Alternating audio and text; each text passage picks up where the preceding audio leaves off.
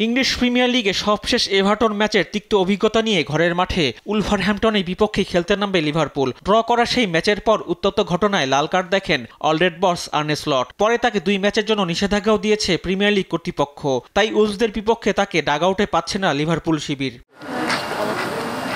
তবে মাঠের খেলায় লিভারপুল অবশ্য আছে বেশ ভালো অবস্থানে। 24 ম্যাচে 57 পয়েন্ট নিয়ে টেবিল টপার তারা। মোহাম্মদ সালাহ, কোডি গাকপোরা নিয়মিত গোল করে জয় এনে দিচ্ছেন দলকে। মিডফিল্ড এবং রক্ষণভাগ নিয়েও সেভাবে চিন্তার কোনো কারণ নেই অলরেডদের। তাই ডাগআউটে আর্নে স্লটকে ছাড়াই টেবিলের তলানিতে থাকা উলভারহ্যাম্পটনকে হারাতে খুব একটা কষ্ট হওয়ার কথা নয় লিভারপুলের।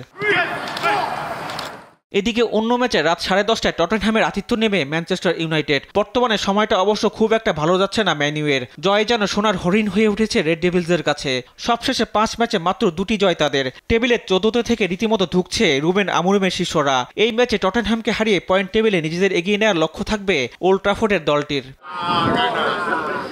অন্যদিকে একই অবস্থা টটেনহ্যামেরও। হারতে হারতে দেয়ালে পিঠ ঠেকেছে স্পার্সদের।